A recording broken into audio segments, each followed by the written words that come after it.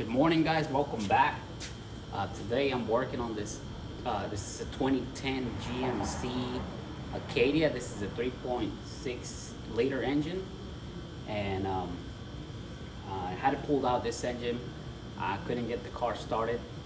Normally, if the car doesn't start, it's because it's got some bad bearings. The bearings went out, and it's not able to start.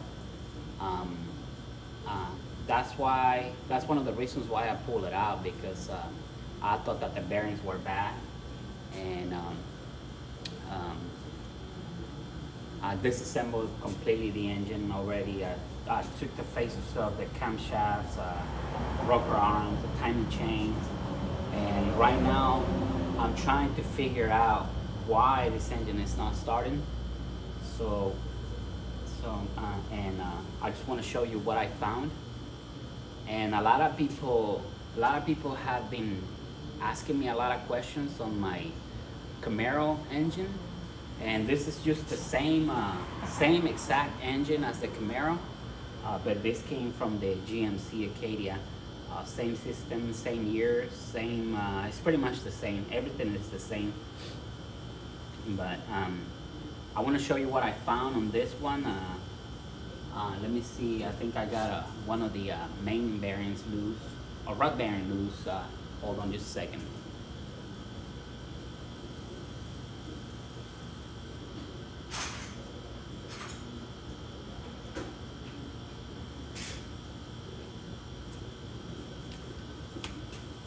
When your engine is not starting,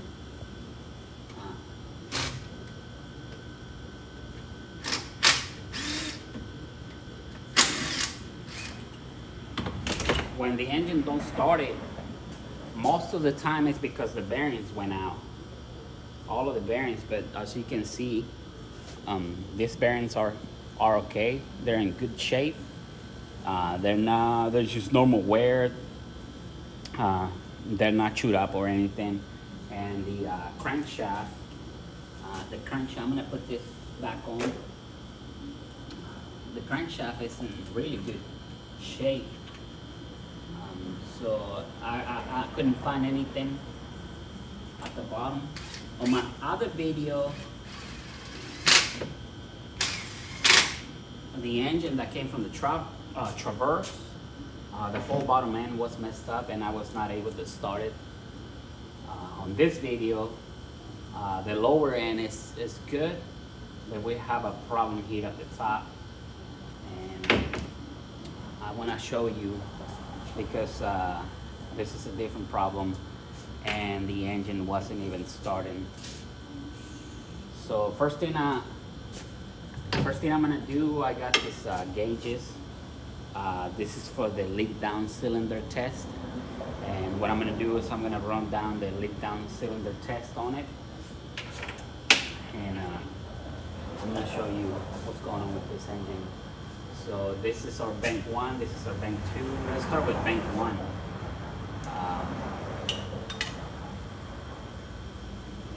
I'm gonna run this test on bank 1.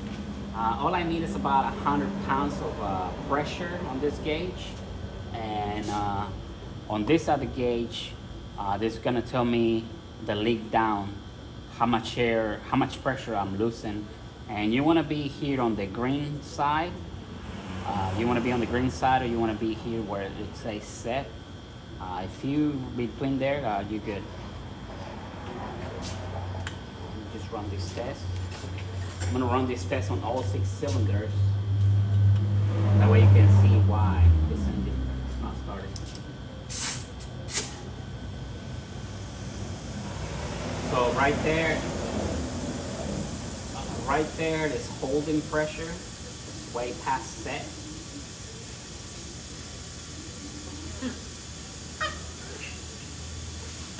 And my exhaust valves are leaking a little bit. My intake valves are good, but the exhaust valves are leaking.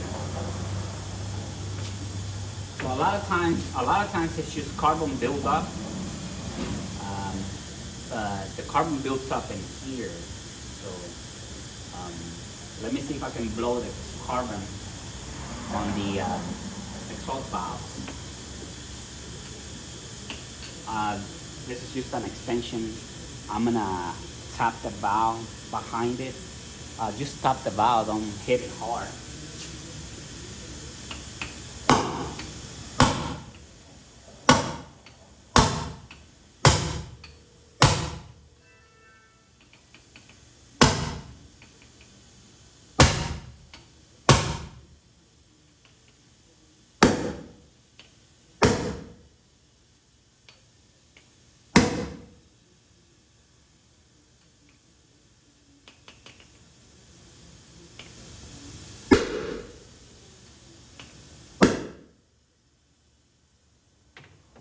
When you're doing this, try to keep your face away from the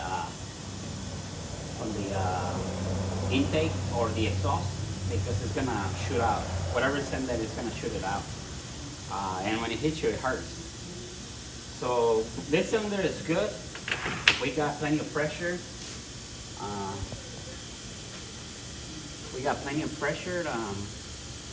Our exhaust valves are leaking a little bit, which is normal. But it's good. It's good to go. So we're gonna check cylinder. This is 1, 3. Yeah, 1, 3, and 5. 1, 3, and 5. So we're gonna check pressure on this cylinder, number 3.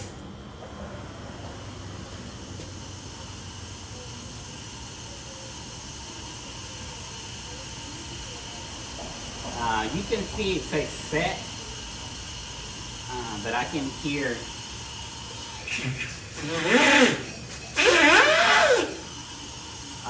the exhaust valves are leaking pretty bad. Let me see if I can blow out some of that stuff out of it and stop the leak.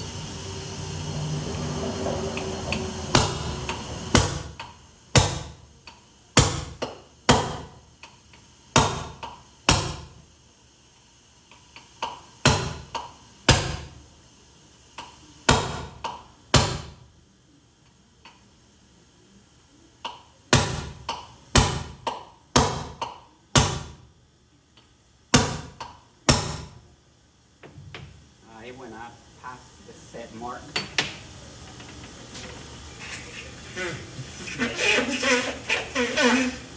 Still leaking.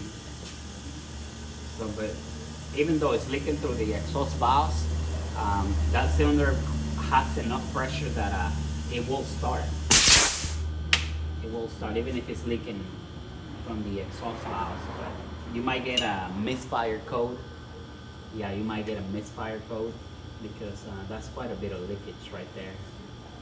So far our intake valves are good, but our exhaust valves are leaking. Let's check number 5, cylinder number 5. And on this cylinder we are on the red, so that means there's way too much cylinder leakage on cylinder number 5. And we're leaking through the exhaust valve again, and that's a lot. Let me see if I can blow some of that stuff out.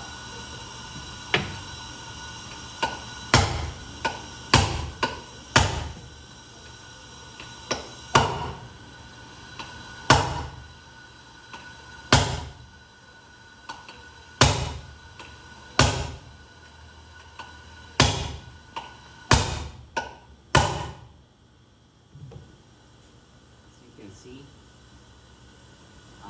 there's a lot of debris in there, a lot of carbon buildup, and it's not letting the valve seat properly. So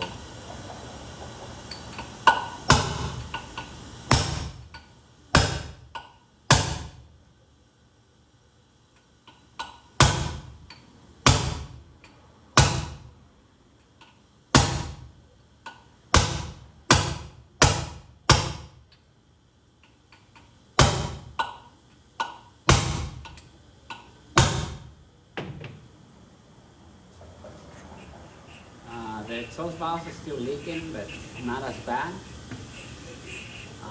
Right now, I got it to where all of them are holding pressure. So this bank will start, even though the exhaust valves are leaking. But let's move on to the next one. Now we're gonna go with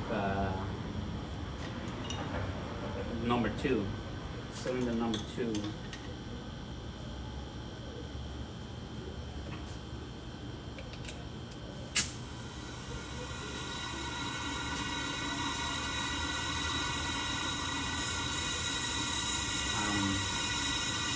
Cylinder number 2 is leaking too.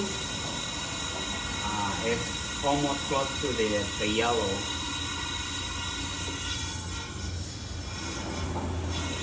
And it's leaking, the same thing, leaking through the exhaust valves. So let me see if I can clear out some of that debris in there.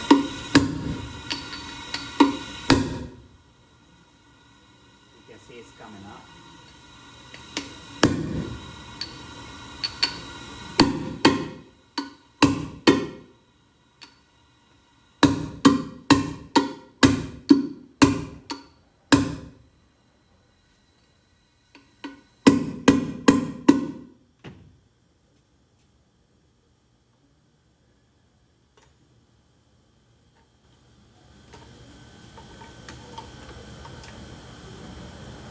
It clear up.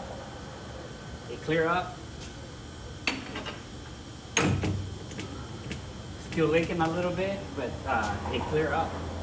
As you can see, we got plenty of pressure. We got more than enough. The intake valve is leaking very small, very little leakage. Ah, shit, that got me. Yeah, it got me. That's what I was trying to say, keep your face away from it. But this port is facing this way, so that's why it hit me on the face. You see all that carbon coming out of it?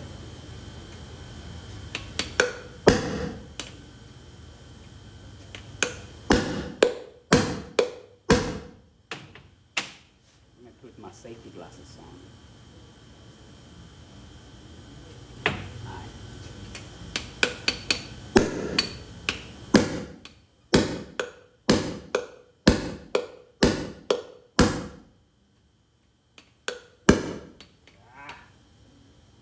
Right on my face again.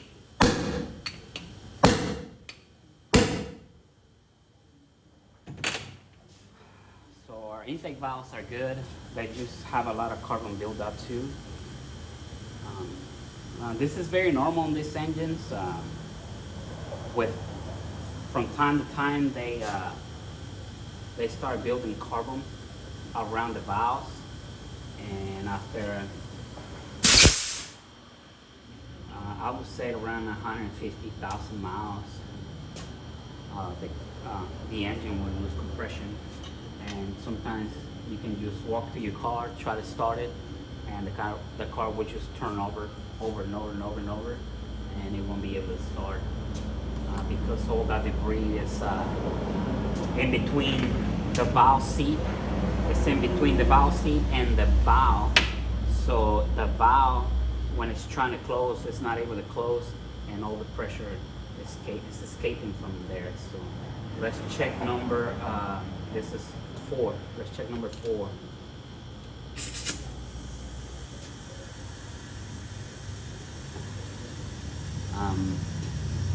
This one is close to the yellow. I messed with them before, that's why they're close to the yellow, but all these cylinders, they were on the red.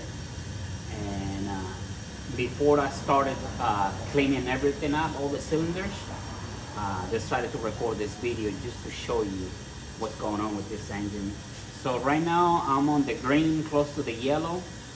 Yesterday I was messing with it and all of these cylinders were on the red. So little by little I'm cleaning out the carbon buildup. And let me see if this one gets better. I'm gonna try to blow everything. out of there. It's the same thing. The exhaust valves, they're leaking. So let me see if I can blow it out and see if I can stop that leakage right there.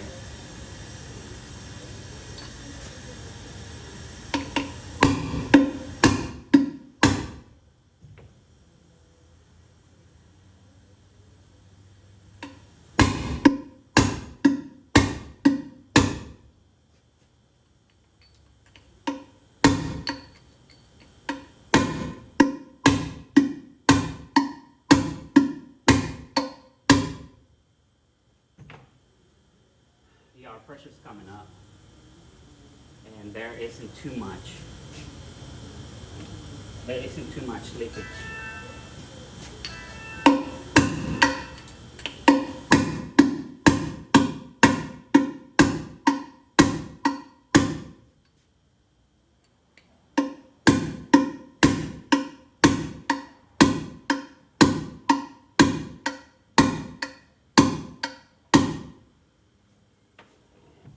Like that, the pressure went all the way up.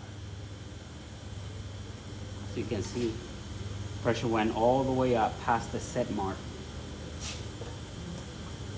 So actually this cylinder is really good. I'm gonna blow some of the carbon in here. I just need to keep my face away from it.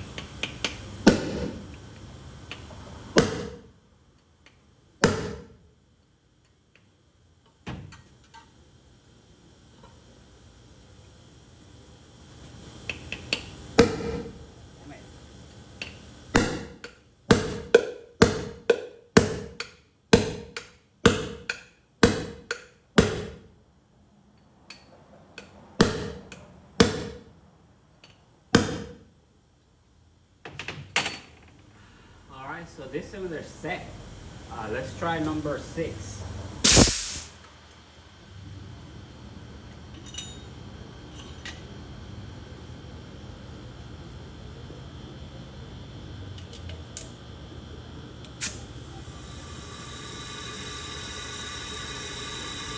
That one's leaking pretty bad. As you can see, we're close to the red. So that's too much leakage. This cylinder will not be able to fire because there's not enough compression. So let me see if I can clear up and yeah, it's the same thing. That's so foul. Let me see if I can clean it up.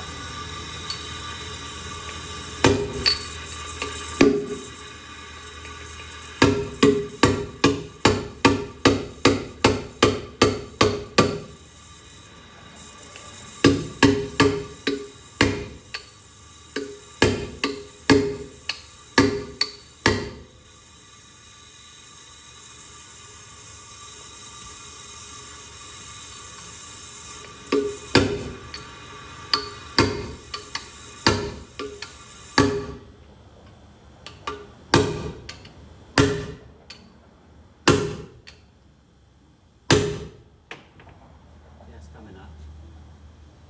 Coming up.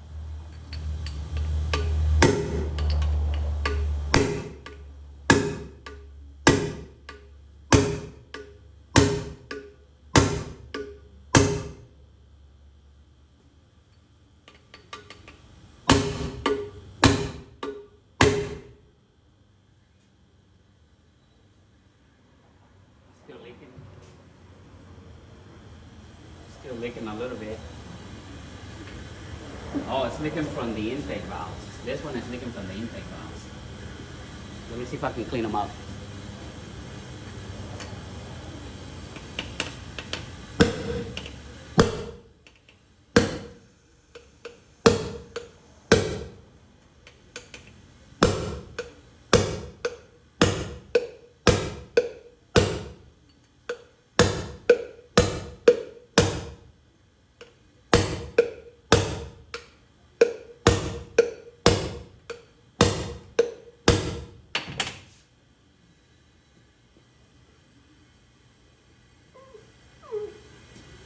Still leaking from the intake valves.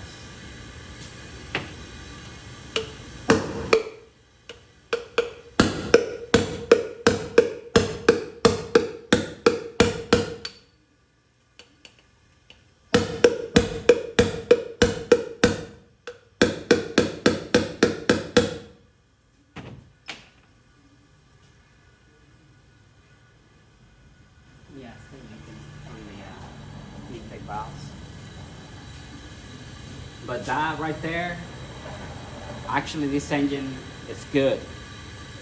Now all the cylinders have compression.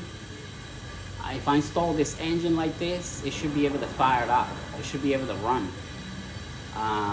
But it might have a misfire. So a lot of the times people think that their engines, that your engine went bad. I mean, indeed went bad, but it's not destroyed. This engine is repairable. What I'm gonna do is I'm gonna remove the cylinder heads, and I don't ever send them to the machine shop because I know there's nothing wrong with the cylinder heads, and I know how to do my own valves. I know how to seat my own valves, especially in these vehicles. I know how to do it, and that's why I don't send them to the machine shop. I know many people might disagree with me, but there's nothing wrong with this head on the face. You don't have to send it to the machine shop to get it cut.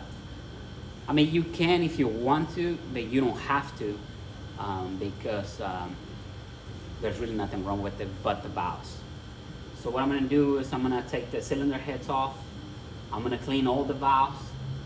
I'm gonna put new seals, valve stem seals. I'm gonna put all new seals, and I'm gonna put a new head gasket. And I'm gonna pull one of the pistons out, and because I just want to make sure that there's no carbon buildup on the piston rings. But to me, it sounds good. It was holding enough pressure. I don't think I'm gonna have that problem. But I'm gonna pull out one of the pistons and see how good or how bad they are. And if they're all bad, I'll probably just pull them all 6 out, and maybe I'll put some new pistons or piston rings, whatever is gonna need.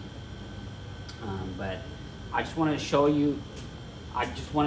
This because on my Camaro video, a lot of people have been asking me. There have been so many questions on that video, and I just want to let you guys know, when you get the P0300, which is random misfire, or if you get the P0302, or if you get the P0301, whichever the case may be, a lot of times your spark plugs too, that can cause, if your spark plugs are wore out, that could cause a misfire. And I'm telling you because it happened to me a couple of times already, and that happened after I rebuilt the engine. I think on one engine I left the same spark plugs. One of them was wore out, so I had to replace all 6 new spark plugs. But obviously, if you have a misfire, start with your spark plug. Check it out. Make sure it's not fall out, or make sure that the tip of the spark plug is not wore out. You want to check for gap. Make sure that the gap is still within specs. These are the iridium. It's a fine tip, and these spark plugs, they tend to last longer than the platinum. If you have platinum in there, just go ahead and remove them. If you already went this far, go ahead and remove them and use the iridium. The iridium is a hotter spark plug. It can withstand more heat, and it takes so many years to wear out. So that's for the P0300. Any of the 300s, the first thing you want to do is check your spark plugs, and if that doesn't take care of, say you got a misfire here,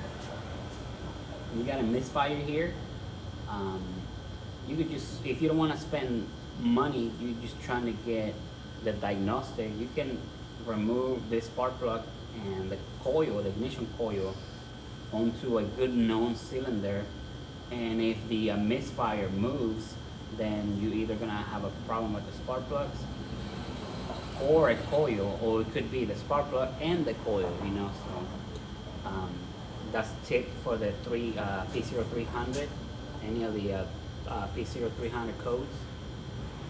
Another thing it could be, you have a lot of carbon buildup in your valves, and your valves, they're not seating right. And that's why that cylinder is misfiring too.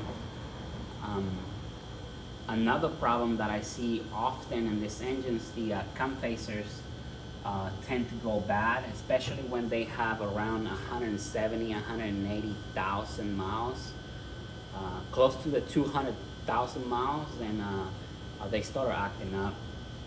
And what else? I'm trying to think what else could cause a misfire. So carbon buildup, cam phasers, your timing chain. If your car has close to 200,000 miles and you go to your car in the mornings, you start it up and you hear that chain rattling in the mornings and then it just stops, most likely you have a problem with the timing chain. The tensioner that goes in here, this is the one that most of the time collapses and it won't hold tension on the chain, or like you let it sit at night and it'll drain out and it'll lose tension on the chain. So that's why you're hearing that noise in the mornings. When you first start up the car, it'll rattle, and then a few seconds later it'll quit. That means the one of the tensioners drain out, and once it gets its pressure back, it'll keep tension on the chain.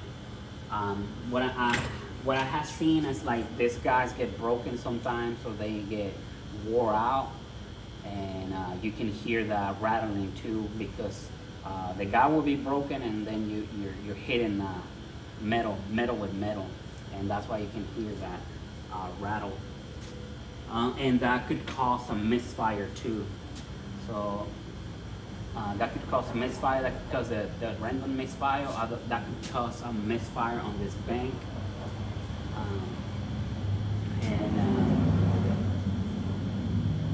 That's pretty much what I noticed on these engines.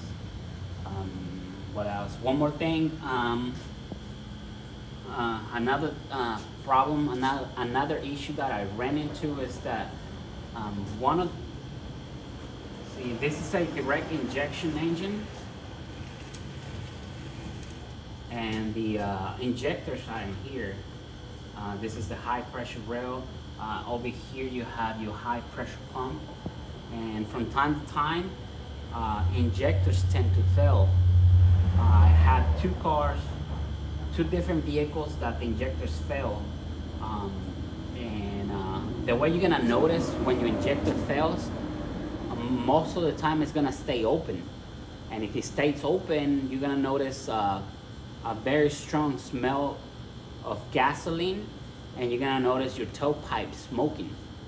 That means there's way too much fuel going into the catalytic converter or into the exhaust system that is making your exhaust smoke pretty bad. You can smell it right away. It'll be like a white smoke. You can tell right away. You can smell it right away. So that means one of the injectors fell. You just got to figure out which one it is, and usually the computer is pretty accurate that it will tell you where the misfire is. And on my scanner, I can actually see which cylinder is misfiring at the time of the misfire. So that's another tip. I guess what I'm trying to say is that the misfire code, there's way too many variables in here. You got 3 chains, spark plug, coils, high pressure pump. You got your sensor. I had a problem with the sensor at one point, but this will throw a code. I can't remember the code from the top of my head. I've pretty much seen it all. Valves not seating properly. I seen it all on these engines. But a lot of people ask me, hey, I got a P0302, what do you think it is? I already tried the spark plug, I already tried this, I already tried that.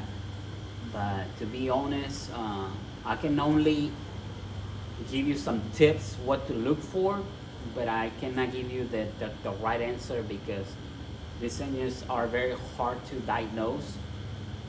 And not having the car here physically, they're already hard to diagnose, and not having the car physically here is even harder. So a lot of times I don't want to answer because I don't want to give you the wrong answer. The best way to figure it out is to take, if you already tried spark plugs and if you already tried coils and the misfire is still there, the best way will be to go to a shop that messes with these engines. A lot of places don't want to mess with these engines. They're quite complicated. Yeah, that's what's going on with these engines. And please keep up with the oil changes. I know there's some lube techs out there. Yeah, I'm gonna call you out, guys. And they will tell you, we're gonna give you this synthetic engine oil, and you don't have to change your oil for the next 8,000 miles. But that's not true. Synthetic oil was made, it was meant to last longer than just regular oil, but to be honest with you, it's not holding up. It's not holding up. And if you wait 8,000 miles to change your oil, you're gonna destroy this engine in less than a year. So it's very important that you keep up with your oil changes every 3,000 miles. Try it every 3,000 miles or every 3 months, whichever comes first. But this engine has to be, it has to have good lubrication. It has to have clean fluid, clean engine oil, excuse me. The reason being is because the engine oil is used for different actuators. The engine oil, the compacers use the engine oil in order for them to rotate, either advance or retard. And these actuators right here, they use the engine oil pressure to move these compacers. Also, your lifters, they are hydraulic. They are hydraulic lifters, so they need the oil in order to keep tension on the rocker arms. Somebody asked me, my rocker arms keep falling off. It could be that there's not enough tension. Sometimes you're gonna have collapsed hydraulic lifters. If that's the case, you might want to replace them. But if the rockers arms keep falling off, it's either because you have a collapsed tensioner or lifter, excuse me. I'm just trying to go over everything that I've seen. And this is a pattern. I've seen it just about on every engine.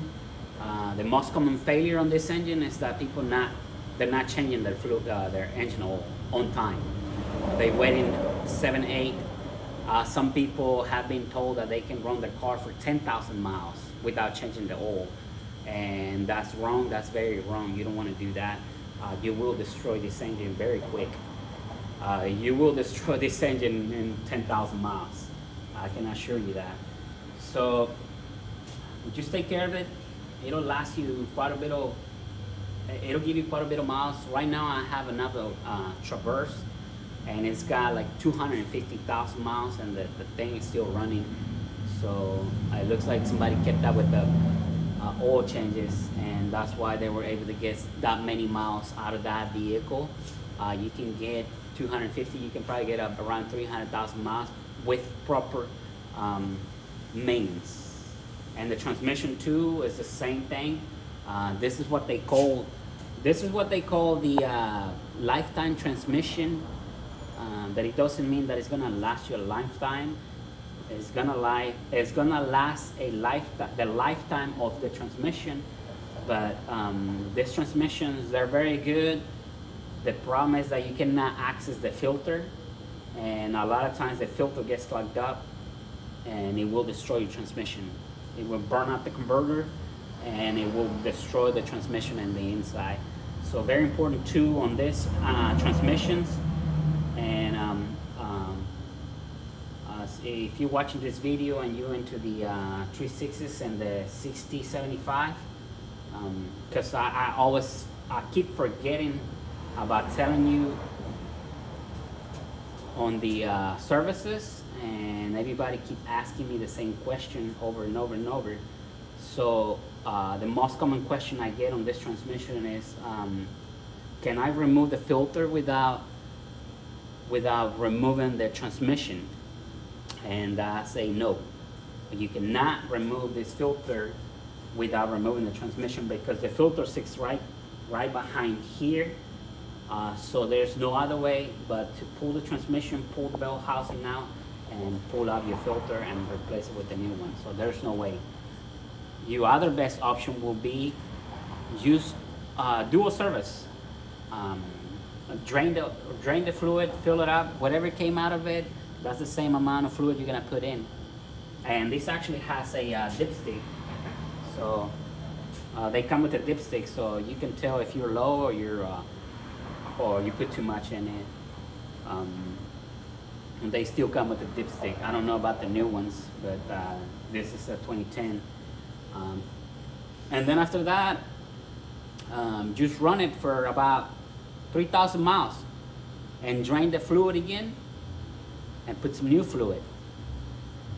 And then again, run it again for another 3,000 miles, just like you're doing an engine oil change. When you do your engine oil change, you just go ahead and drain the whole transmission tube.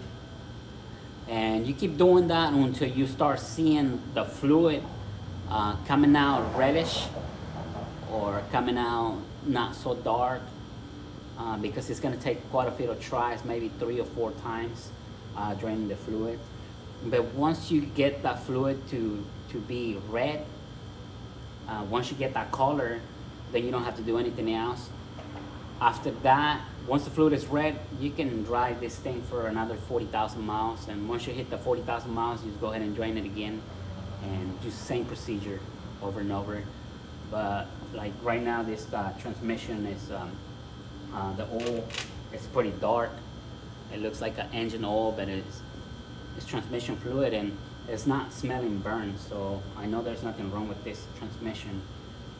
You can tell right away when your transmissions burn up, because you have that smell, that burnt smell, and the converter smell.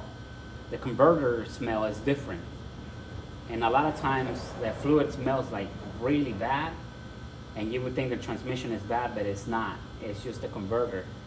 So anyway, these are the tips that I had for you today, guys. I'm gonna go ahead and work on this engine today. I'm gonna tear it down. I'm gonna remove the cylinder heads. I'm gonna do repairs as necessary, and I'm gonna install this engine back into the vehicle, and I'll let you know. I'll let you know on the updates. If you got any questions, put them in the comments. I feel like I walk you through some of the steps that you can look. You can check some of the steps that you can check to diagnose this engine. But like I say, they're really hard to diagnose, especially if you don't have the computer and if you don't have these tools. You have to have tools in order to properly diagnose these engines. But thank you guys for watching, and I'll see you on the next one. I hope this video helped you and it's helpful for you. And if it is, just like, share, like, subscribe, and share. It might help somebody else too. Thank you. I'll see you on the next one. Thumbs up.